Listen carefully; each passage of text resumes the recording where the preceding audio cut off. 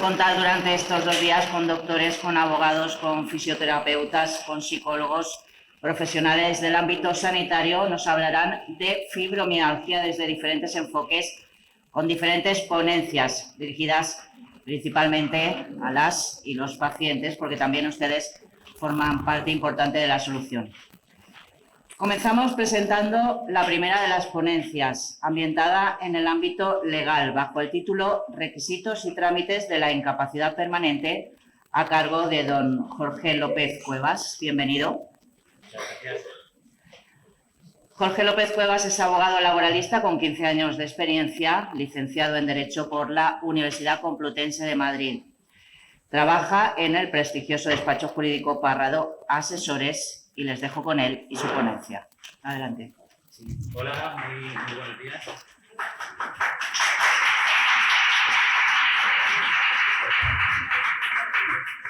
Hola, buenos días. En primer lugar, quiero dar las gracias a las personas que han hecho posible estas jornadas. También a las personas que han intervenido con carácter previo a la intervención que voy a tener o que va a tener lugar a continuación. Y, ¿por qué no?, a todos vosotros por estar aquí, aportando ese ratito, escuchándonos y viendo un poco en qué consiste, desde mi punto de vista, el tema legal en cuanto a una patología, a una enfermedad como es la fibromialgia. Dicho lo cual, y como ya me han comentado anteriormente, mi nombre es Jorge López, trabajo en un despacho de abogados en Madrid, concretamente en Parrado Asesores. Somos una firma multidisciplinar. Por lo tanto, llevamos todo tipo de materias, como puede ser civil, mercantil, etc. Pero estamos especializados sobre todo en lo que sería la parte laboral. Y concretamente el motivo por el que estoy aquí es porque el gran número de procedimientos que llevamos en este despacho, lógicamente, son de incapacidades de todo tipo, ¿vale? Pero principalmente, y el motivo por el que hoy me encuentro aquí, es porque una de las... la mayoría de las solicitudes o procedimientos que llevamos son por fibromialgia. Dicho lo cual, y entrando en materia, la ponencia va a ir enfocada, va a estar dividida en 2 partes. Una parte un poco más técnica, ¿vale?, que serían los requisitos necesarios para solicitar una incapacidad permanente, y otra parte un poco más práctica, que sería lo que es el funcionamiento de cómo se presenta una solicitud de incapacidad permanente, a cuáles los trámites siguientes, la reclamación previa, el acceso a los juzgados, posibles recursos, etc. Dicho lo cual, y a pesar de que el tema que vamos a tratar hoy es el de la incapacidad permanente, siempre me gusta hacer una breve exposición de lo que es la incapacidad temporal, porque me gusta hacer una serie de recomendaciones como a continuación voy a hacer. Para ello, tenemos que acudir a lo que es la definición que dice el artículo 169 del Real Decreto 8/2015 de la Ley General de la Seguridad Social. Dicho artículo nos dice que la incapacidad temporal es la situación en la que se encuentra el trabajador cuando está imposibilitado temporalmente para trabajar y precisa asistencia sanitaria de la Seguridad Social. Aquí vemos ya, lógicamente, cuál es la primera diferencia con la incapacidad permanente, ¿no? Lógicamente, en la incapacidad temporal puede haber una mejoría o curación, y al contrario de lo que sucede con una incapacidad permanente, que estamos hablando ya de un tipo de secuelas que son crónicas e irreversibles. La incapacidad temporal podríamos dividirla en 2 partes, una que sería enfermedad común o accidente no laboral, y el accidente de trabajo o enfermedad profesional. Como muchos de vosotros sabréis, porque muchos habéis estado de baja, antiguamente había un primer periodo de 365 días en los que uno estaba de baja. A partir de esos 365 días pasabas el tribunal y este tenía que resolver. Tenía que haber una resolución expresa, que a día de hoy, con el nuevo Real Decreto que ha entrado, nuevo 2/2023, ya no es necesario. Es decir, en el momento que no hay una alta de esos 365 días, se entiende prorrogada esa baja. Es importante por lo siguiente, porque lógicamente, cuando se agotan esos 365 días, más los 180 de prórroga que se suele conceder, se pueden dar 3 situaciones que consideramos las más habituales. En primer lugar, que haya una demora de calificación. Esta demora de calificación, no sé si alguna vez la habréis escuchado, son otros 180 días que se dan de más de prórroga, en los cuales se prevé que va a haber una mejoría o curación, y entonces el INS, pues, en vez de emitir una resolución a los 135 días, pues espera un poquito más. Puede ocurrir otra cosa, es una proposición de incapacidad permanente por el tema LINS, entonces tendría que resolver en el plazo de 3 meses, la empresa no tendría que cotizar y se prolongarían los efectos de un ITE. Y aquí viene la recomendación y es por la que hacemos el inciso, cabe la posibilidad de que recibamos una resolución con un alta. Esto es muy temido y son muchas las preguntas que nos hacen los clientes. ¿Qué ocurre si te dan un alta? Pues claro, por eso es el objetivo o mi recomendación. La recomendación es la siguiente. Nosotros siempre consideramos que en vez de agotar esos 545 días, hay que acudir antes a un profesional, alguien que nos asista. ¿Por qué? Porque muchas veces cuando recibimos ese alta, vienen los clientes y nos dicen, oye, mañana tenemos que ir a trabajar. Entonces, claro, la respuesta es así, afirmativa. Es decir, aquí no hay un día de gracia, por lo tanto creemos que hay que prever con tiempo las situaciones que se nos pueden dar. Es conveniente hablar con un experto, con un profesional, un asesor, un abogado, el que sea, para ver qué opciones tenemos. ¿Por qué? Porque una vez agotados esos 545 días, ¿yo qué es lo que haría? Hablaría con la empresa. Hay que ver posibles soluciones, como puede ser, por ejemplo, una vez que no nos conceden esa incapacidad y que tenemos que volver a trabajar, hablar con la empresa y ver si pueden concedernos las vacaciones. El artículo 38 del Estatuto de los Trabajadores nos dice que si coincide una incapacidad temporal con las vacaciones, estas se pueden disfrutar con posterioridad. Por lo tanto, esta sería una medida que podríamos optar. Otra sería pedir una excedencia, habrá que ver que dice el Estatuto de los Trabajadores o si, siendo trabajadores, si tenemos un convenio especial, a ver si podemos solicitar alguna excedencia. También cabe un acuerdo de suspensión de contrato de trabajo, es decir, por la vía del artículo 48. Esto es una suspensión hasta tanto se resuelva, por ejemplo, un procedimiento de incapacidad. ¿Problema que lleva esta solución? Pues, lógicamente, primero, la empresa no cotiza y, segundo, al no trabajar, pues no se remunera el trabajo. También podemos solicitar, pues es un tema más complejo, una nueva baja. Pero claro, aquí dependemos lógicamente del INS, si considera que hay una recaída, si no lo considera, si considera que hay efectos económicos o no. Otra puede ser otra solución, un despido por ineptitud sobrevenida. ¿Esto qué quiere decir? Pues muchas veces cuando el trabajador tiene que volver a trabajar, puede que la empresa le haga un reconocimiento médico con el servicio de prevención que tengan concertado y si el trabajador no está en condiciones de trabajar, pues se le despida. Por este motivo, una indemnización de 20 días por año de servicio, con unas limitaciones. Otra situación que se nos puede dar, la de no acudir al puesto. Esta nunca la recomendamos. Esto sería, estaríamos hablando de una baja voluntaria y, lógicamente, la empresa podría despedirnos sin indemnización. Y ya la última vía, que es por la que estamos haciendo este pequeño inciso en el tema de la incapacidad temporal, es adelantar y prever o solicitar los trámites para iniciar una incapacidad permanente. ¿Por qué lo decimos? Casos como el que hoy nos trae aquí, que es el tema de la fibromialgia, y ya comentaré posteriormente, es muy difícil que por la vía administrativa nos concedan una incapacidad permanente. Por lo tanto, cuando antes presentemos la solicitud, estaremos ganando un tiempo que luego puede venirnos bien para evitar precisamente todas estas situaciones que he comentado con anterioridad. Pasando ya al tema que nos ocupa, que es la incapacidad permanente, y a la parte que os he comentado un poco más técnica, pues bueno, indicaros que la incapacidad permanente, como muchos de vosotros sabréis, puede ser fruto de 3 situaciones. Uno, enfermedad, otro que derive de una situación de enfermedad profesional, otro que derive de una situación de incapacidad temporal, o otra tercera que sea por accidente. El artículo 193 del Real Decreto 8/2015 de la Ley General de Seguridad Social nos dice que, o así define la situación de incapacidad permanente, que es la situación laboral en la que se encuentra un trabajador que no puede desempeñar su profesión con normalidad debido a reducciones anatómicas o funcionales graves, susceptibles de ser determinadas objetivamente y previsiblemente definitivas. Por lo tanto, aquí ya vemos 2 requisitos necesarios para la incapacidad permanente. Que esas reducciones sean graves, es decir, que nos incapaciten para el trabajo y que puedan ser determinadas objetivamente y previsiblemente definitivas, o lo que viene siendo lo mismo, crónicas, que no tengan o no sean previsibles de mejoría o curación. A continuación, vamos a ver los grados de incapacidad que pueden darse a la hora de solicitarse en la misma. Es la anterior. Si os fijáis, en cuanto a los grados, señalo que está la parcial, la total, la absoluta, pero también hay una que se llaman, son las lesiones no invalidantes. ¿En qué consisten las lesiones no invalidantes? Es una indemnización a tanto alzado que se reconoce a un trabajador cuando tiene lesiones, mutilaciones o deformaciones, ¿vale? Pero que no te incapacitan. Luego, ya sí podemos entrar en los diferentes grados de incapacidad, como pueden ser la parcial, total, la absoluta o el gran invalidez, que es la que habréis escuchado todos. En cuanto al grado parcial, es la situación en la que se produce un accidente o enfermedad derivado no de su actividad laboral que te incapacita en un tanto por ciento superior al 33% para el desempeño de tu profesión habitual. En estos casos hay una indemnización, ¿no?, o cantidad a tanto alzado consistente en 24 meses de la base reguladora. ¿En qué caracteriza a este tipo de incapacidad? Y es que no se puede abandonar el puesto de trabajo, es decir, puedes seguir realizándolo. Luego nos encontramos con lo que sería la incapacidad permanente total. En este caso, no se puede realizar la profesión habitual, pero sí cabe el desempeño de otras profesiones.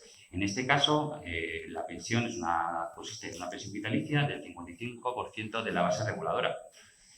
Hay otra posibilidad, y esto imagino que muchos de vosotros conoceréis o habréis escuchado, ¿no?, que es el tema de la cualificada. ¿En qué consiste la cualificada? La cualificada es que una vez que el trabajador cumple los 55 años y se encuentra en un proceso en situación de desempleo, esa base reguladora concedida del 55% de la incapacidad permanente total pasa a ser de un 75%. Pero, como os digo, para eso hace falta los dos requisitos: estar en situación de desempleo y tener más de 55 años.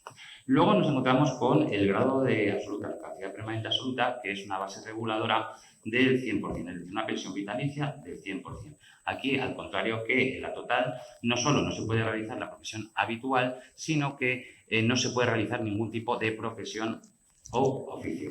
Luego nos encontramos con otra incapacidad, lógicamente esta ya es, por así decirlo, más grave si cabe, que es la de gran invalidez. Lógicamente, en esta es necesario o hay necesidad de asistencia. Aquí, al igual que la absoluta, es una pensión vitalicia del 100% que se incrementa para remunerar a una persona que normalmente atiende al enfermo o paciente. Es un complemento económico mensual, ¿vale?, que se calcula una vez ya tengamos el 100% de la base reguladora.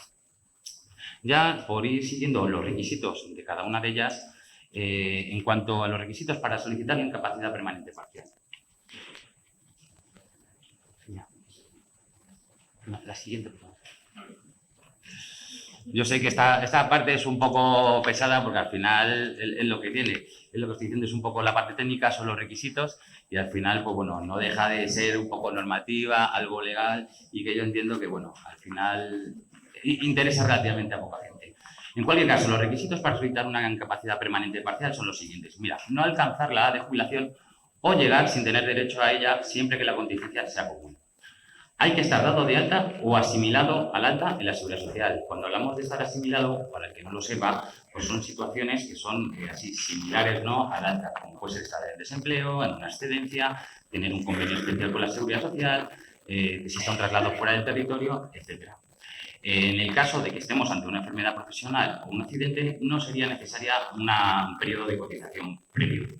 Al contrario, si la enfermedad es común, sí que es necesario un mínimo. En este caso son 1.800 días cotizados dentro de los 10 años previos a la solicitud.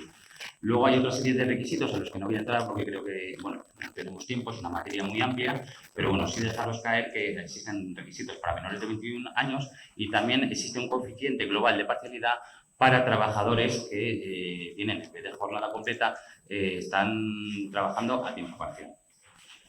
El siguiente sería la incapacidad permanente en el grado de total. Lo mismo, los requisitos serían no alcanzar la edad de jubilación o de alcanzarla no tener el tiempo suficiente cotizado. Cuando hablamos de no tener tiempo suficiente cotizado, estamos hablando de no tener 15 años de cotización acumulados, 2 de los cuales deben estar comprendidos en los últimos 15 años. Al igual que en el caso anterior y la parcial, hay que estar dado de alta o asimilado en la Seguridad Social. Si es por enfermedad profesional o accidente, no es necesaria una cotización previa. Y aquí encontramos un requisito distinto al anterior. Si la enfermedad es común y tenemos más de 31 años, es obligatorio un mínimo de 5 años cotizados, ¿vale? Una quinta parte dentro de los últimos 10 años, ¿vale? Si eres menor de 31 años, es necesario tener cotizados un tercio desde que se cumple la edad de los 16 años. Luego, como veréis, también he vuelto a incidir en el hecho de la cualificada, porque claro, aquí es lo que os indico.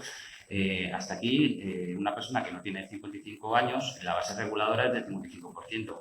Una vez que se cumple con el tema del desempleo y que se tiene más de 55 años, se cumplen estos dos requisitos, podemos solicitar la cualificada.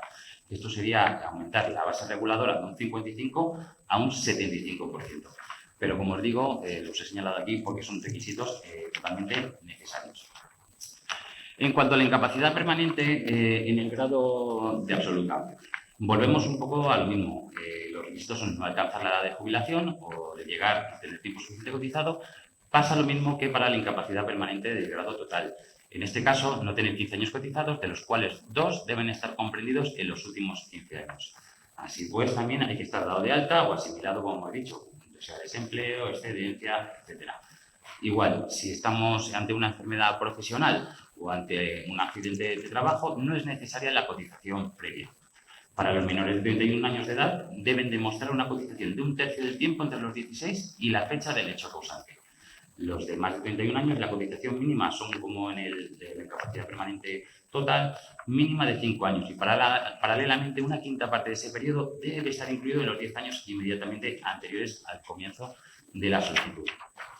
Luego tenemos el último grado, que serían los requisitos para solicitar una incapacidad permanente de gran invalidez. Como decimos, lógicamente, este tipo de incapacidades pueden solicitar las personas que se encuentran, como decimos, en un estado grave, complicado, que necesitan o requieren de la ayuda de una tercera persona. Para ello, los requisitos son no alcanzar la edad de jubilación, de llegar a no tener el tiempo suficiente cotizado, estar dado de alta o asimilado en la Seguridad Social y, si no está dado de alta en la Seguridad Social y tiene enfermedad común o accidente no laboral, es necesario cotizar 15 años, 3 de ellos dentro de los últimos 10. En caso de enfermedad profesional o accidente, como hemos señalado con carácter previo, tampoco es necesaria la cotización previa. Entrando ya, esto es lo que era la parte un poco más técnica y que, bueno, lógicamente requiere un poco más de complejidad. Al final es ir a los requisitos legales para solicitar una incapacidad. Ahora vamos a ir a una parte que quizás sea un poco más práctica, quizás desde mi punto de vista un poco más interesante, aunque antes vamos a hacer un inciso en lo que vienen siendo los informes médicos, los requisitos.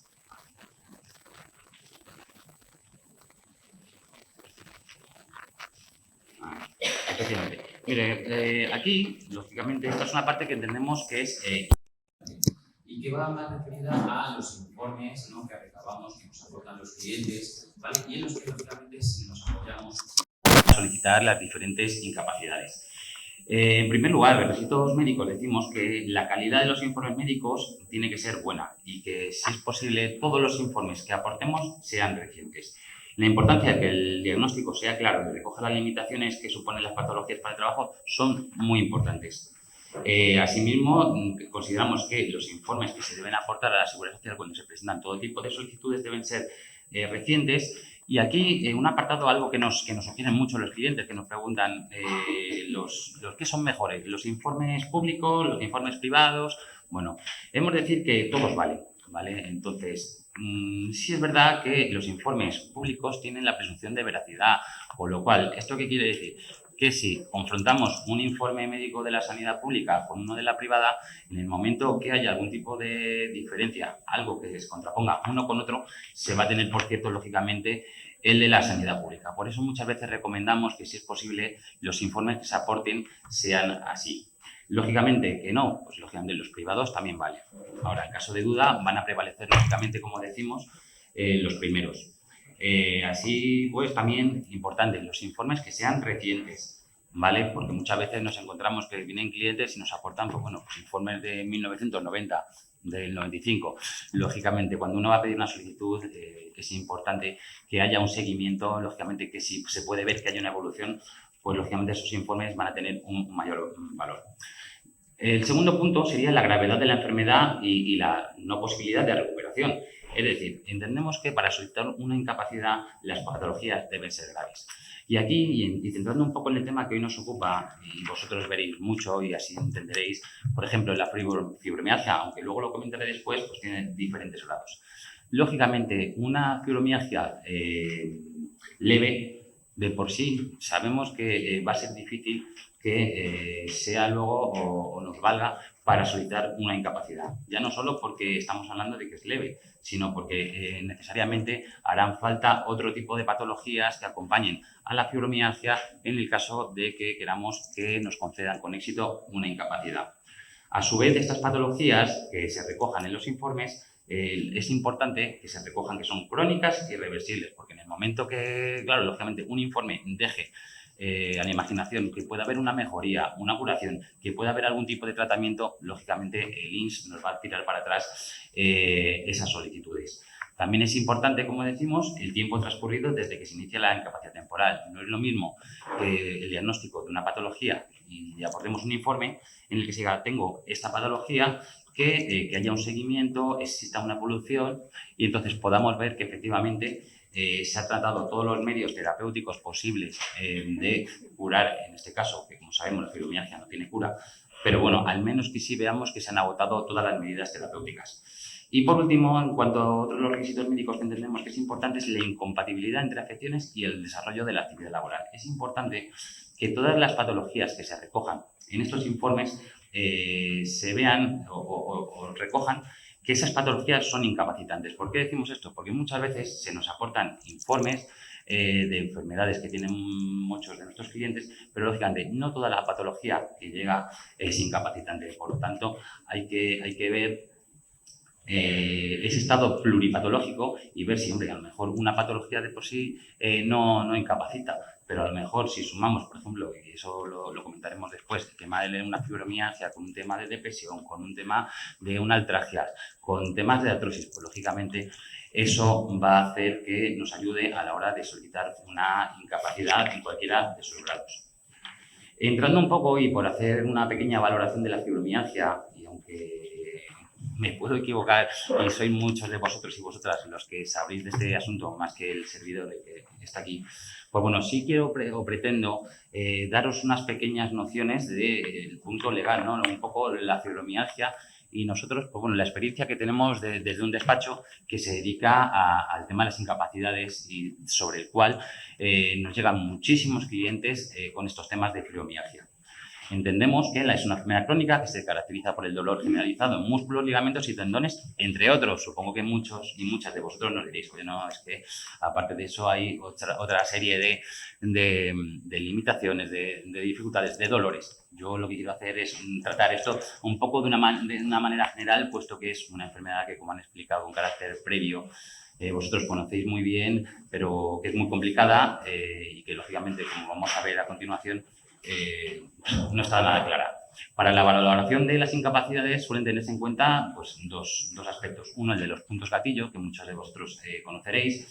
Los puntos gatillos, pues bueno, se suele decir, ¿no? Y no sé si es así realmente. Luego vendrá el perito que viene a continuación y nos dirá si efectivamente esto es cierto. Desde luego, cuanto más puntos se tenga, mayor gravedad y severidad en la enfermedad. Por lo tanto, no es lo mismo tener 11 gatillos sobre 18 que los 18 sobre 18, supuestamente, y así se da por hecho que, lógicamente, el 18 sobre 18, que es el máximo, es cuanto mayor dolor hay. El otro punto de valoración es el cuestionario Libro, que es el que os dejo a continuación y que suelen tener en cuenta para medir la fibromialgia, aunque, como estoy diciendo, lógicamente, vosotros sabéis, esto es relativo. Al considerarse el dolor algo subjetivo, no se ha reconocido como enfermedad hasta que no se ha establecido en determinados baremos. Como bien han explicado antes, la fibromialgia, su diagnóstico es difícil y hay que ponerla siempre, hay que ponerla en valor con la capacidad laboral del trabajo. Es decir, primero hay que ver qué diagnóstico se hace y hasta qué punto incapacita esta enfermedad en el trabajo que cada uno tiene. Cada caso, como decimos, es diferente, por lo que hay que estudiar cada supuesto. En primer lugar, el grado de dolor. Hay que ver si es leve, moderado o severo. Aquí lo que se valora realmente son las secuelas. Por lo tanto, como os indicaba antes, si el grado de dolor es leve y si se reflejan en los informes, lógicamente, el hecho de pedir una incapacidad permanente en el grado que sea, será difícil. Por tanto, hay que ver las limitaciones y hay que acreditarla, como hemos dicho antes, con los informes. ¿Vale? Por eso es la importancia de que los informes sean buenos y recientes, como hemos señalado.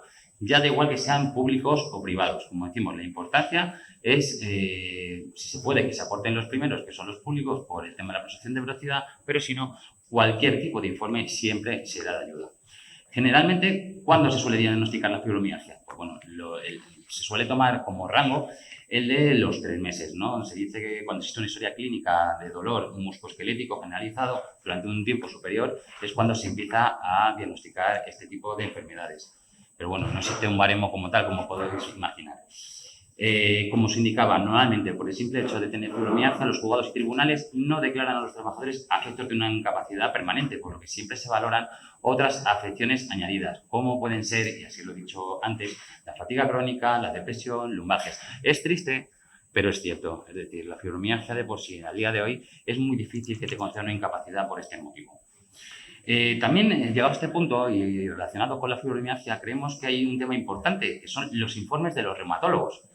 Porque, lógicamente, un informe de la sanidad pues, sí puede recoger que tenemos esa fibromialgia. Uno privado también, pero los reumatólogos son los que siguen.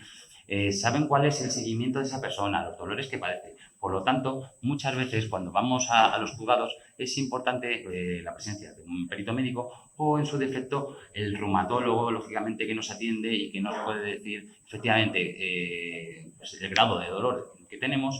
Y, lógicamente, que lo ponga en relación con nuestro trabajo, el por qué nos incapacitan esas lesiones.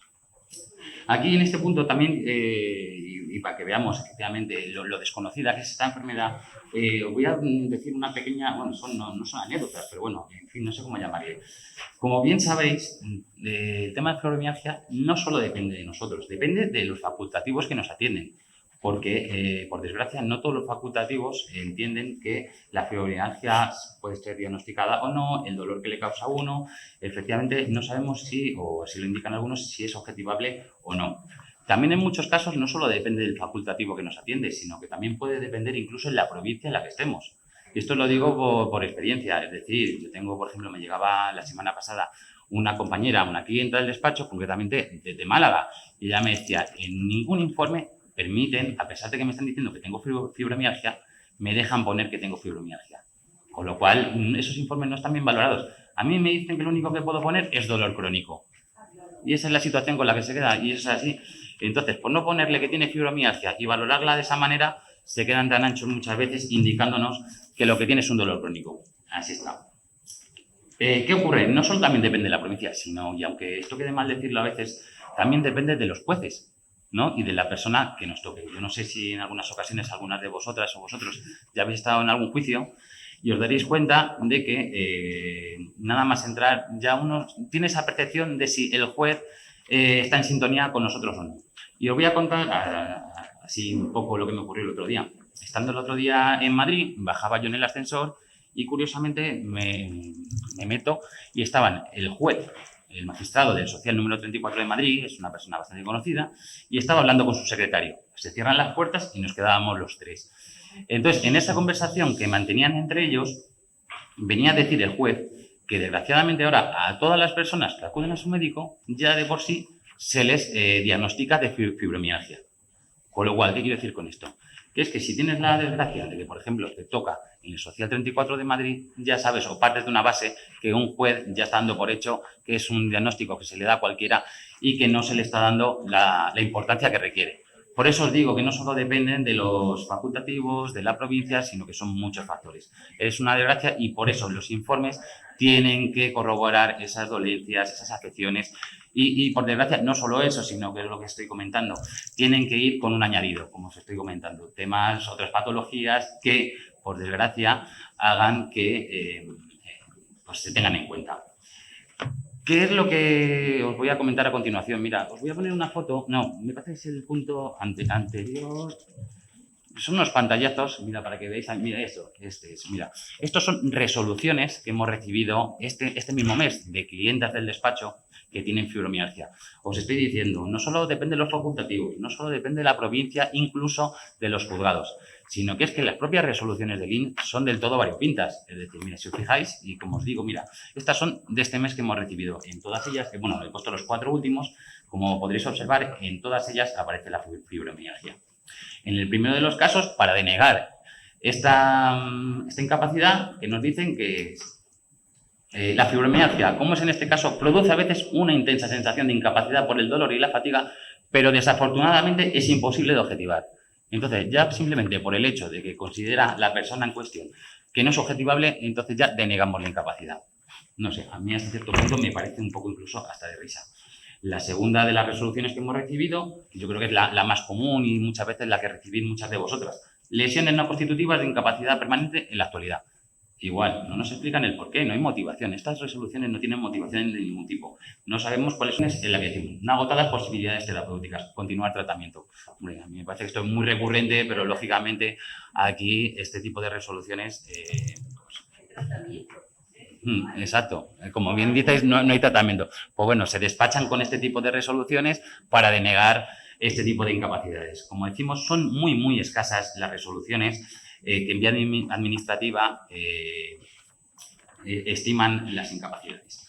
Bueno, yo entiendo que ahora llegamos un poco a la parte un poco quizás más interesante y la que muchos de vosotros os preocupa, que es saber cómo se solicita una incapacidad. El primer consejo, como antes he dicho, lo primero de todo, estar siempre aconsejado. Creemos que siempre hay que acudir a profesionales. En primer lugar, vamos a decir quién puede solicitar una incapacidad. Pues, lógicamente, pues el propio interesado puede ser el INS, que nos proponga, o pueden ser entidades como el Servicio Público de Salud o la Mutua. Como hemos dicho, yo soy particularmente de la opinión de que en el caso como es este, el de la fibromialgia, y que las posibilidades de que en vía administrativa se estime este tipo de incapacidad, acudir antes de agotar esos 545 días, porque como veréis a continuación, el procedimiento de incapacidad es un procedimiento muy largo, que lleva muchos días, con lo cual a veces en este tipo de patologías estamos ganando tiempo, por lo que os digo, así evitamos pedir vacaciones, pedir excedencias, etcétera, etcétera, etcétera. La presentación de la solicitud. La solicitud es un modelo que viene en la página del INS. ¿Vale? Ese formulario se puede presentar por internet o de manera presencial. Es importante, y como os digo, estar bien asesorados porque con este formulario no solo está solicitando la incapacidad, puede solicitar también otro tipo de complementos, como es el de la brecha de género, el de la maternidad y cuidados de hijos y acogidos. ¿Vale? No voy a entrar en cada uno de los complementos porque si no nos haría la mañana muy larga, pero que sepáis que se pueden pedir esos complementos y si alguien tiene alguna duda se puede poner en contacto conmigo para aclararles estos extremos. ¿Qué documentación? ¿Qué se aporta frente con este formulario? Pues bueno, con este formulario se suele aportar el libro de familia, los DNIs, el número de cuenta para el caso de que se estime esta incapacidad, pues donde tienen que hacer las transferencias. Y hay un documento que nosotros por lo general siempre aconsejamos, que es el certificado de tareas. ¿Qué quiere decir este certificado de tareas? Es un documento que elabora la empresa donde pone en relación la actividad que realizamos y donde puede verse el por qué estamos solicitando esa incapacidad. Lógicamente, si estamos enfrentando una serie de patologías y estamos diciendo que nuestra actividad es, por ejemplo, física, tenemos fatiga crónica, tenemos fibromialgia, etcétera, etcétera, lógicamente una actividad física puesta en relación con este documento, pues acredita, lógicamente, que no podemos ejercerla. ¿Qué más? Hay otra cosa que es muy importante a la hora de presentar la solicitud y es aportar los informes médicos que tengamos. Como hemos señalado, a ser lo más reciente posible, lo mejor. ¿Vale? ¿Qué ocurre después? Una vez que se presenta la solicitud, ¿vale? Viene lo que tememos todos, ¿no? Que es el tribunal, ¿no? El equipo de evaluación de incapacidades se basa en dos informes, el informe facultativo del equipo de valoración y el informe que recoge la Dirección Provincial del INS, donde se recogen todos los antecedentes profesionales, ¿no? Todas las patologías que tenemos. ¿Por qué es bueno aportar también nuestros informes? Porque, lógicamente, no siempre se tienen todos ellos, con lo cual nosotros siempre somos partidarios de, con la solicitud, aportar todos los informes que tengamos. Luego que se encarguen ellos en un primer momento de hacer esa pequeña criba. ¿Cuál es el plazo para resolver? El plazo para resolver una solicitud es de 135 días hábiles. Y aquí se pueden dar tres situaciones. Una, la respuesta que sea positiva, nos concedan una incapacidad del tipo que sea. Dos, que sea una resolución denegatoria, que suele ser la habitual, como os he comentado, en vía administrativa. O la tercera, que en ese plazo de 135 días hábiles el INS no responda. Si no responde, entendemos que hay silencio administrativo y entonces se entiende denegada esa solicitud. ¿Vale? ¿Cuál sería el siguiente paso? Pues una vez que transcurre ese periodo o tenemos una resolución denegatoria, hay que interponer una reclamación previa. La reclamación previa es, tenemos un plazo de 30 días hábiles para interponerlo. Y aquí esto no es como una solicitud y por eso muchas veces digo que es necesario que estar bien aconsejados o que lo presente un profesional. Es un escrito mucho más complicado. donde hay que recoger las patologías, donde hay que aportar los informes nuevos que tengamos, donde, digamos, las limitaciones que tenemos puestas en relación con el trabajo. Entonces, es lo que os digo. Siempre es importante, como está comentando con anterioridad, el informe, o sea, tener informes recientes. Muchas veces nos dicen, ¿se pueden aportar informes nuevos? Sí. Desde que se presenta la solicitud hasta incluso el día del juicio podemos ir aportando informes nuevos. Por eso es importante seguir acudiendo a los médicos, que veamos, en todo caso, sobre todo si hay un empeoramiento, poder aportar esos informes. Y esto se puede hacer a través de las páginas de links. Como os digo, una vez que se interpone la reclamación previa, que es un escrito un poco más complicado, tiene el INS un plazo para resolver de 45 días hábiles. ¿Vuelve a ocurrir lo mismo? La respuesta puede ser positiva, pero lógicamente si hemos llegado ya a este extremo, muy difícil que nos vayan a dar la razón, ¿no? Puede haber una resolución denegatoria o puede volver a ocurrir lo mismo, que no haya manifestación por parte del INS, entonces por silencio administrativo se entiende denegada. ¿Cuál sería la siguiente solución? La presentación de la demanda. Para la presentación de la demanda, el plazo es de 30 días hábiles desde la resolución o desde el silencio administrativo, es decir, una vez que han pasado los 45 días hábiles y no hemos tenido ningún tipo de respuesta. En cuanto al procedimiento judicial, vamos a ver, es un tema que muchas veces, claro, es muy desconocido porque muchos o muchas de vosotras no saben cómo funciona un juicio, cómo es. Una vez que se ha denegado, os digo, por silencio o mediante resolución, la reclamación previa, tenemos un plazo de 30 días para interponer la demanda. La demanda es un escrito muy parecido a la reclamación previa, pero bueno, tiene una serie de formalidades y lógicamente tiene que ir en concordancia con la reclamación previa. Hay que transcribir en ella la enfermedad, las secuelas y las limitaciones funcionales del ámbito laboral. Aquí en las demandas se incluyen otros dos aspectos que consideramos muy importantes. Uno, hay que incluir la base reguladora, porque claro, lógicamente, si queremos una pensión, en el futuro tenemos que saber el tiempo que hemos cotizado y el importe de la base reguladora y la pensión que se nos va a abonar en el futuro. A los abogados, en principio, nos resulta muchas veces difícil calcular esta base reguladora y al final lo que se hace es solicitar al INS, antes de juicio, el expediente y son ellos los que realizan los cálculos. No obstante, si no estamos de acuerdo con ellos, siempre podrá impugnarse esa base reguladora. Luego tenemos otro aspecto importante que es el de la fecha de efectos. Es importante también en esa demanda poner la fecha de efectos. Normalmente la fecha de efectos suele ser la de la solicitud.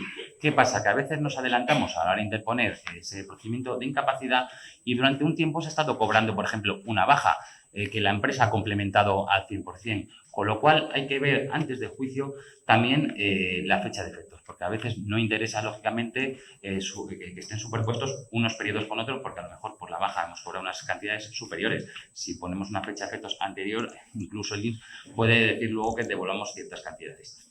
Y aquí llega un aspecto que es muy importante, que recomendamos siempre, absolutamente a todos, que es el tema del perito. Esto imagino que está a la orden del día, ¿no? El informe del perito. ¿Por qué es importante el perito? ¿Por qué a los juicios tiene que acudir un perito? Que se nos pregunta mucho. Bien, consideramos que es importante porque es la persona que traduce o interpreta con un lenguaje menos técnico y más accesible los informes de los especialistas. ¿Qué es lo que hacen estos peritos? Analizan toda la documentación y hacen o le explican al juez de una manera más sencilla, más breve, qué patologías tenemos y cuáles son las limitaciones y por las cuales estamos solicitando esa incapacidad. Los peritos son importantes porque tienen que acudir al juicio, no solo para responder a preguntas que pueda hacerle la parte, en este caso, que lo vamos a hacer nosotros como interesados, sino también el abogado del INS o la tesorería o el propio juez, que muchas veces es el que está interesado en alguna cuestión en particular. También muy importante de cara a posibles juicios es, como hemos dicho, la prueba documental. Vuelvo a insistir en el hecho de que hasta el día del juicio se pueden aportar todo tipo de informes, por lo cual no nos quedemos con los informes desde la solicitud. Es decir, si en los meses que dura todo este procedimiento tenemos informes nuevos, conviene aportárselos al abogado. ¿Por qué? Porque eso se pone a aportar el juicio y evidencia muchas veces que existe un empeoramiento, lo cual puede hacer que un juez estime nuestras alegaciones.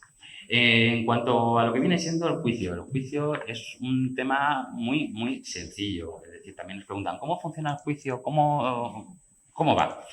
Los juicios podríamos hablar de tres fases. Una es la fase de alegaciones. Primero empieza la parte del abogado del trabajador, luego es el abogado del INS y la tesorería los que responden Luego hay una segunda parte que es la prueba documental y la pericial. La documental consiste en aportar de nuevo los informes que uno quiere, siempre y cuando sean por las mismas patologías. Esto yo no lo he dicho antes, no sé si estamos de acuerdo en eso, pero se pueden aportar siempre que haya un empeoramiento o una circunstancia así. Pero tiene que estar recogido o en la demanda o en la reclamación previa. No caben patologías nuevas. Si hay patologías nuevas, eso posteriormente, en el caso de que no nos conceda una incapacidad, será para ver en un tema de agravamiento. Y luego viene la parte del perito. Cuando entra el perito, primero tiene que ratificarse en su informe y luego responde a las preguntas que le hace tanto el abogado del trabajador. Luego puede responder, si así lo quieren, a las preguntas del INS, de la tesorería. Y por último, como indico, si se quiere, al propio juez. ¿Vale? Una vez que ha terminado la fase de la prueba, vienen las conclusiones, que es para valorar, lógicamente, todos los documentos que se han aportado y, en especial, el informe del perito. Son conclusiones que hacen todas las partes y, una vez que se realizan, el juicio queda, como se suele decir, visto para sentencia. ¿Vale? Esto quiere decir que ya el juez, en X tiempo, tiene que dar o dictar una sentencia donde reconozca o no lo que estamos solicitando. En cuanto a las sentencias del juez, pueden ser de tres tipos. Una, sentencia estimatoria, que es que estimen la demanda por completo. Nosotros, por ejemplo, para los asesores, lo que solemos solicitar siempre con carácter principal es la absoluta, no una incapacidad permanente absoluta. Lógicamente entendemos que la fibromialgia, unida a cualquier tipo de patología distinta o pluripatología, conlleva, como así os comentaré con posterioridad, el hecho de que se reconozca una incapacidad permanente absoluta. Pero puede ocurrir que un juzgado estime que no estás para una absoluta y sí lo estés para una total. Con lo cual, ¿qué puede ocurrir? Que se estime de manera parcial la demanda, pero no sea estimatoria del todo. Puede ocurrir una tercera vía, que el juez considere que la sentencia debe ser desestimatoria y, por tanto, deniegue la incapacidad. En cualquier caso, ya sea la sentencia estimatoria en parte o sea desestimatoria, siempre se puede recurrir. ¿Cuál es el siguiente paso? Si un juzgado, en este caso, por ejemplo, por poner el caso en el que estamos, el juzgado de la sociedad número 1 de Albacete, estima parcialmente o deniega nuestra solicitud, podemos acudir al Tribunal Superior de Justicia de Castilla-La Mancha. Esto tiene dos ventajas, o tiene una ventaja y una desventaja. Es decir, se trata de un recurso extraordinario. Podemos otra vez solicitar que se revise algún documento, ¿vale?, de los que no haya tenido en cuenta o que haya habido un error por parte del juzgador y entonces que se revise. Pero, como hemos dicho, tampoco cabe aquí alegarse hechos nuevos. Es un procedimiento que, como os digo, es complicado. Se llama un recurso de suplicación y se trata de valorar toda la prueba que ha habido en el procedimiento anterior en el juzgado. ¿Es la única vía? No. Lógicamente, al igual que en el caso anterior, el TSJ, en este caso de Castilla-La Mancha, puede dictar también una sentencia estimatoria, una sentencia que desestime nuestro recurso, etc. Cabe otra vía más. Lógicamente, cuanto más alto vamos, más difícil es, que es el tema de acudir al Tribunal Supremo. Yo no sé si a alguien en esta sala le ha ocurrido, ha tenido que ir ahí. Este es un procedimiento también, si el de suplicación es extraordinario, pues este si cabe todavía más. Es un tema muy complicado porque para que se resuelva en el Supremo es necesario, siempre se pide como requisito, una sentencia que llamamos de contraste, es decir, que haya un tema exactamente idéntico como tuyo, una sentencia exactamente como tu asunto en el que se haya llegado a una solución contraria. Por eso muchas veces se trata de llegar al Supremo, porque hay que tratar de recurrir siempre, pero vamos, siempre hay que ver que es algo complicado. Ya por último y para acabar, mira, tengo aquí referencia a una serie de sentencias, ¿vale?, de temas de fibromialgia que en nuestro despacho, por ejemplo, las dos primeras, en nuestro despacho las ha ganado recientemente. En primer lugar, la sentencia del TSJ de Andalucía ha concedido una incapacidad permanente absoluta a una comercial de ventas. En este caso, para que veáis, y porque os lo digo, siempre veréis que asociada con la fibromialgia hay algún tipo de patología más. En el tema de Málaga, por ejemplo, además que es de hace escasos 2 meses y nos han dado la razón, la comercial tenía fibromialgia y fatiga crónica, entre otras patologías. Por ejemplo, en este caso, como os he dicho, es la absoluta. En la segunda sentencia, y os la pongo solo porque ha sido también reciente, en esta concedían una incapacidad permanente en el grado de total. Es una directora de departamento y aquí lo importante es el hecho de que esta persona no hacía esfuerzos físicos, con lo cual ya se empieza también incluso a reconocer incapacidades a personas que trabajan, pues, en este caso, como administrativos. Y luego hago referencia a varias sentencias más, que en este caso no son nuestras, pero bueno, siempre creo que bueno, hacen ver, como os digo, que la fibromialgia va unida, por desgracia, a otras patologías. Tenemos una sentencia de Cataluña de una limpiadora con fibromialgia a la cual se le concede la incapacidad permanente absoluta, que está unida a la fatiga crónica y a la depresión. Y luego, lógicamente, por referencia a los juzgados y tribunales de Castilla-La Mancha, también, mira, os he metido dos sentencias más, la sentencia de TSJ de Castilla-La Mancha, de fecha 10 de febrero de 2023, que es muy reciente, de una asesora contable con fibromialgia, también asociada a la fatiga crónica. También comentaros que hay más sentencias, os lo digo porque muchas veces cuando uno acude al juzgado es importante llevar estas sentencias a título ilustrativo para que vea un juez que otra persona con las mismas patologías que nosotros se le ha estimado sus pretensiones y, lógicamente, en este caso, se le ha concedido una incapacidad permanente en el grado de absoluta. En este caso tenemos otra de 10 de abril de 2019 o de 28 de marzo de 2019. Porque si alguien necesita algún tipo de sentencias de este calibre, se puede poner en contacto conmigo o con nuestro despacho. Y ya, por último, como os digo, daros las gracias a todos los asistentes por estar aquí. Si tenéis alguna pregunta, duda, no sé si tenemos tiempo para resolverlas aquí ahora mismo o si queréis, cuando finalicemos, si alguien quiere, puede preguntarme a la salida o si queréis pedirme alguna tarjeta con mi número de teléfono y comentamos. Estoy a vuestra entera disposición para lo que consideréis. Hola, buenos días. Yo quería hacer un comentario. En el caso nuestro, que pertenecemos a la Asociación de Ciudad Real, teníamos un problema. La gerencia de Ciudad Real estaba realizando altas en el servicio de reumatología porque estaba pasando por un tema de pocos recursos, tenía pocos médicos en ese servicio y habían decidido dar altas a todas las personas que tenían fibromialgia. ¿Qué ocurre? Que vamos a hablar de las personas, trabajar la dignidad, es decir, que una persona cuando toma la decisión de tener incapacidad lo medita, porque no es un camino de rosas, sino es bastante tortuoso. Lo que nosotros desde la asociación hablamos con la gerencia de Ciudad Real y le comentamos esta problemática.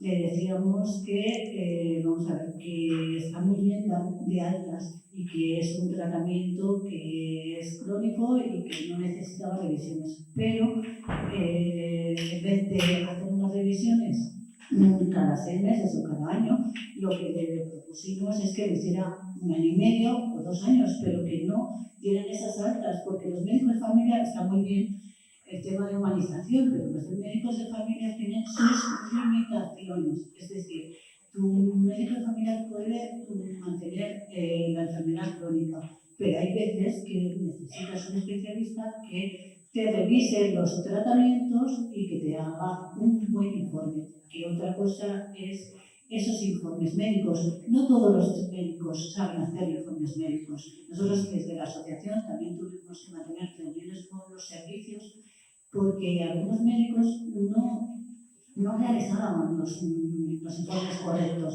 o a lo mejor hacían informes en sus clínicas privadas correctamente y luego la Seguridad Social hacían otros informes. Entonces, desde aquí queremos indicar que las asociaciones son importantes porque hay veces que no se están realizando las cosas correctamente y tenemos que indicar que se hagan correctamente y también transmitir a las gerencias las necesidades que tenemos. No, eso.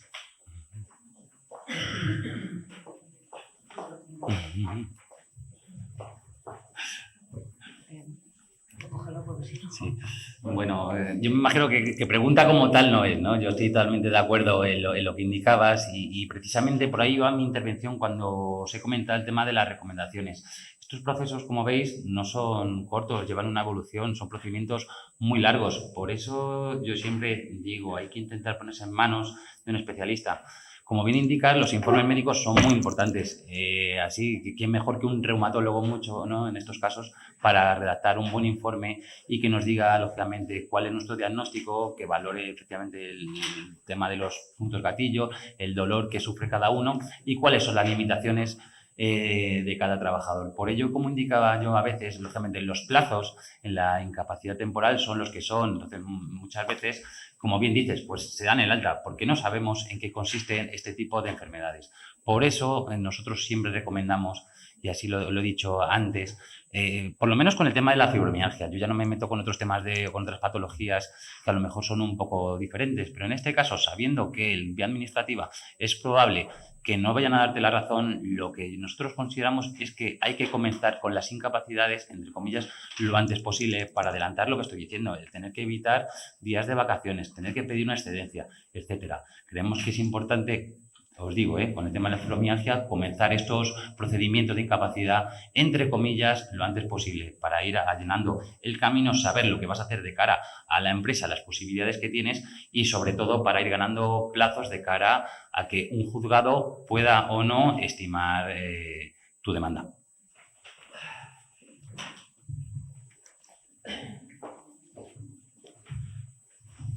Bueno, a ver, has dicho que después de los 365 días de baja te pueden dar otros 180 por recaída o para... No, primero son 365 días. Sí. Entonces, antiguamente pasabas por el tribunal que resolvías si te concedía otra prórroga de otros 180 días y luego lo que he dicho que hay está la demora, ¿vale? Que son otros 180 días más. Son, me parece, aproximadamente hasta los 740 días, en los cuales, si el INS prevé que pueda haber mejoría o curación, te conceda ese nuevo plazo. Por lo general no se suele conceder. Entonces, una vez agotados los 545 días, caben las otras dos opciones que indicaba. Una proposición que te propongan para una incapacidad o dos, la temida alta médica.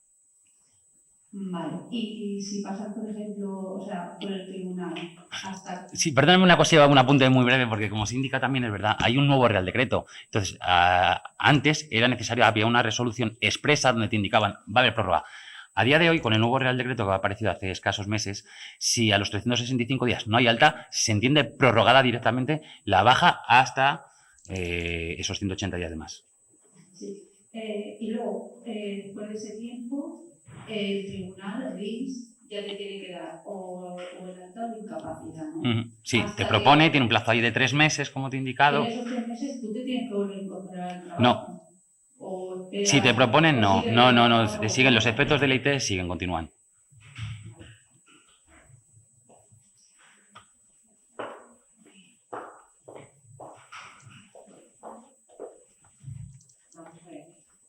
Yo me pregunto, estás de baja los 65 días y después te dan de alta y entonces tú te sigues sintiendo mal y el médico dice que tu baja no te puede dar la baja porque el sistema no te lo permite.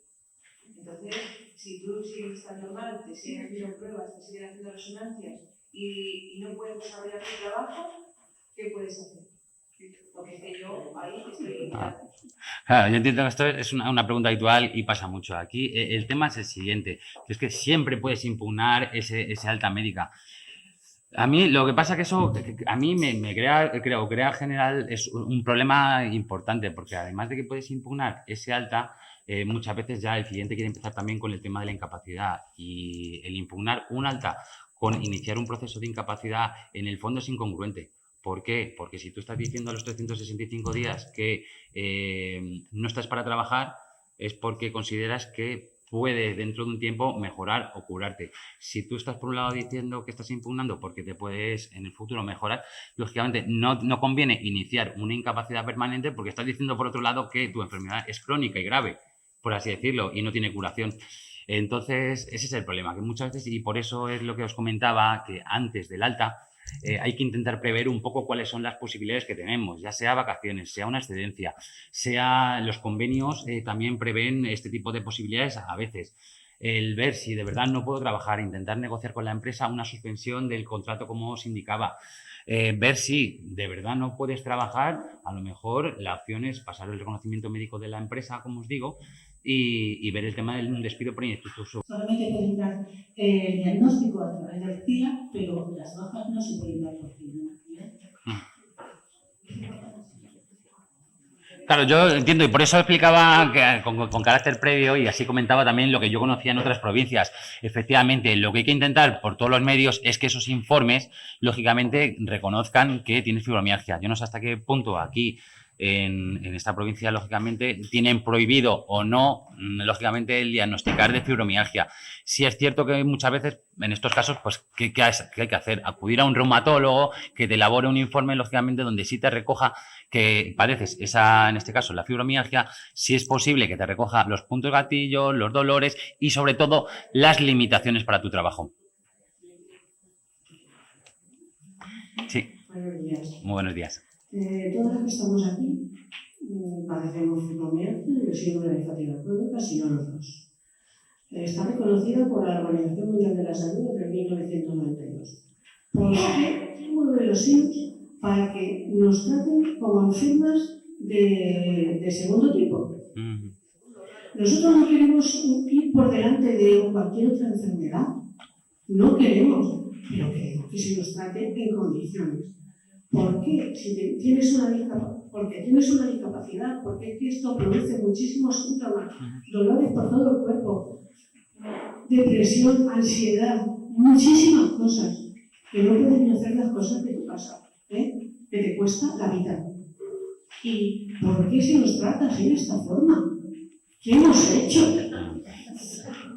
Yo quisiera saber quién mueve los hilos arriba. No, desde luego. Luego, si quieres conseguir una discapacidad, te tienes que ir a gastarte dinero, a la justicia, y luego a lo mejor encima te dejan el 55% y te dejan machacado, porque el 55% no lo vas a reguladora. Si no tienes los 55 años, pues te quedas con 4 perras sin nada. Y entonces eso mismo también te produce ansiedad y depresión. Claro, efectivamente, es lo que decíamos. Saber por qué nos tratan como enfermos que parece que estamos o tontos o locos, o que no queremos trabajar, o qué pasa aquí. Claro. Bueno, yo desde mi punto de vista, además, lo que no viene siendo la parte jurídica, ¿qué te puedo decir? Yo os entiendo perfectamente porque, lógicamente, con la experiencia que yo tengo, pues trato con muchas de vosotras y entonces muchas veces también yo me pongo en la situación de la otra persona.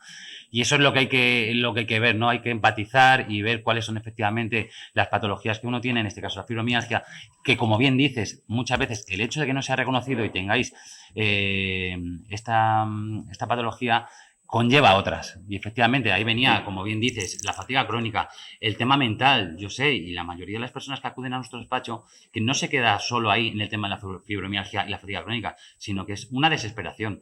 Y yo, la verdad, que ese punto lo entiendo. ¿Quién mueve los hilos? No lo sé, no tengo ni idea. Ya me gustaría a mí saberlo para tocarlos y que la situación fuera diferente. Pero es verdad, y así lo comentábamos antes, que no depende ya solo del facultativo, depende del juez, depende de la provincia. Y yo creo que al final es un tema más de empatía, de ponernos en la piel del otro, de ver si efectivamente la persona que tienes delante tiene dolores, si puede trabajar, si tiene esa patología, tiene asociadas otras que le están provocando el hecho de esa ansiedad, como bien dices. Pero desgraciadamente yo no tengo la respuesta a quién mueve los hilos. Ya me gustaría tenerla, pero por desgracia no lo tengo. Bueno, depende. Por ejemplo, el tema de discapacidades y las valoraciones se hacen distintas. Eso es como un juzgado. La ley está ahí, pero no hay nada claro. No existe una normativa. Claro, o sea, al final es un tema de interpretación, lógicamente. Pues por eso vengo a decir, un juez lo interpreta de una manera, otro de otra. El facultativo, propiamente, como habéis visto, las resoluciones, dependiendo de dónde sean, pues son de un tipo o son de otro. O sea, al final, por desgracia, es eso. Es un tema, como ponían en la diapositiva, ¿no? Esa gran desconocida. No se sabe.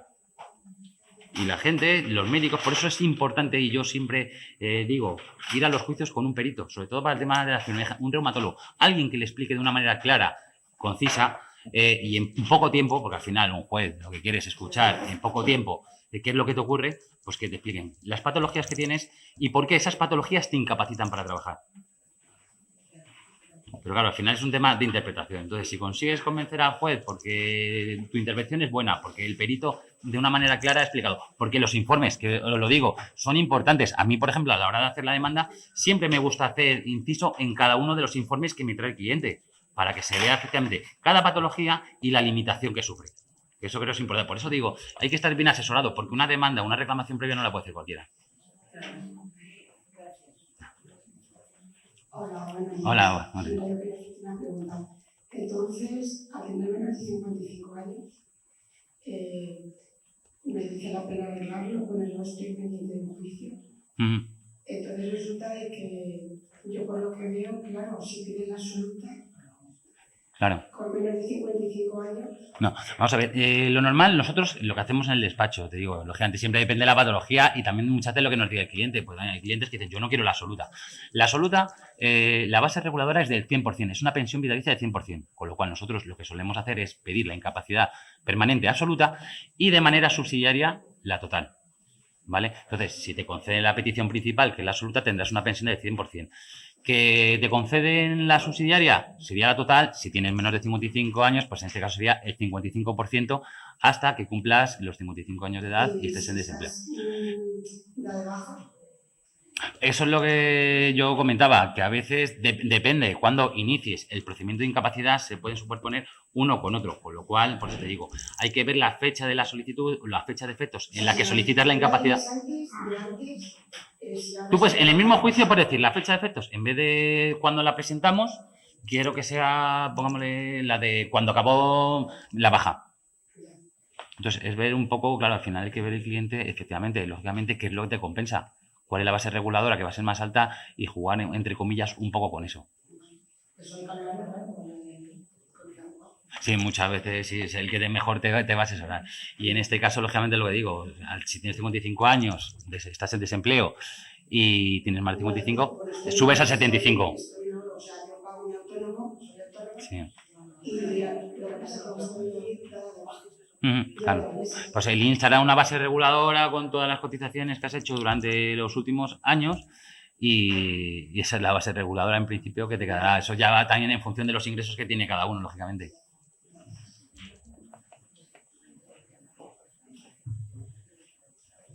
Ahora, yo te quería preguntar, en la asociación donde estamos nosotros ya nos han pasado varios casos de personas con fibromialgia y con fatiga crónica, pero que al mismo tiempo tienen otro tipo de enfermedades, que puedan ser mentales o de otro tipo. Entonces nos han pasado varios casos que por exceso de poner enfermedades en los informes, eso también es perjudicial. Claro, claro. Y cuando tú le explicas a la persona que a veces no hace falta poner tanta cosa porque marea, los enfermos no lo entienden. Así es. De hecho, yo creo que lo comentaba antes y yo decía que, lógicamente, no todas las patologías nos valen. Es que al revés, lo que estás haciendo es marear, estás confundir. Porque al final lo que estamos haciendo es confundiendo a un juez. Y tú ves una lista de todas estas patologías y dices, a mí me está inflando esto para que le lleve una incapacidad. Al final lo importante es, como bien dices, que ver cuáles son las patologías que realmente son limitantes, te afectan y que eso se pueda ver en unos informes. Y que esos informes sean buenos y recojan que si son 3 patologías, pues esas 3 patologías que se vean que te limitan. Efectivamente, inflar una demanda tampoco tiene muchas veces sentido. Hay que ir al objetivo que es... Por ejemplo, si una persona tiene epilepsia, pues poner epilepsia, fatiga crónica... Efectivamente, si epilepsia más, nuevamente, depende también del grado, lógicamente puede ser también incapacitante, por supuesto. Pero lo que decía, esta mañana hablaba con un cliente y, hombre, si te duele un dedo, pues no le pongas que has tenido una luxación o que has tenido tal. Pues un juez que ni lo va a mirar. Yo creo que hay que ser concisos, claros también, ya no solo con los informes médicos, sino también la propia demanda. Porque al final, efectivamente, poner muchas patologías a veces... Claro, incluso para el perito, ¿qué le vas a decir? Mira, tengo una lista de 20 patologías, descríbeme las 20 y ¿por qué limitan los 20? No, al final hay que ser prácticos. ¿Y luego hay alguna diferencia a la hora del peritaje de que sean peritos privados, igual que con los informes, si son informes privados o son informes... Bueno, el tema del perito es un tema también...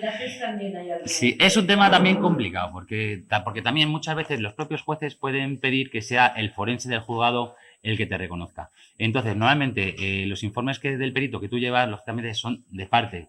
Con lo cual, por ejemplo, si un juez pide al médico forense, a petición suya, un informe, lógicamente va a tener igual presunción de veracidad y va a ser más cierto, va a tener más peso el informe que haga el juzgado, que es una persona que no conoce nada y no viene de parte, que si yo llevo un perito que le estoy llevando yo, efectivamente, va a decir que se está haciendo un seguimiento Pero eso es verdad, hay jueces, hay abogados del INS que también preguntan, ¿usted desde cuándo lleva siguiendo? Y entonces, esas cosas a veces también pues se notan. Entonces, lógicamente, sí, un perito es de parte, pero lógicamente tienes que hacer ver o explicar al juez de alguna manera pues tus patologías y limitaciones. ¿Que es de parte? Sí, pero es que no te queda otra, salvo que sea, como te digo, el juzgado o incluso también a veces podemos pedirlo nosotros, que sea el forense, se puede pedir. Lo que pasa es que, claro, muchas veces, claro, el problema es que muchas veces nos ocurre lo mismo con los forenses, que el forense es una persona que tú acudes, que directamente no te mira ni a la cara y hace un informe así. Pues depende de cómo le pilles ese día. No hay una evolución, no hay un seguimiento, con lo cual no se va a poner en vuestro lugar. Entonces, a mí particularmente me da miedo, salvo que sea el propio juzgado el que lo requiera. Es mi opinión personal, a lo mejor otro compañero decide que no, pero yo la opinión personal que tengo es esa. Porque legalmente no hay ninguna forma de pedir un peritaje del forense que sea continuado en el tiempo. No, hasta ahora normalmente eso se citan un día, te ven, tú llevas los informes y con lo que tú hayas aportado te vas. Eso es así.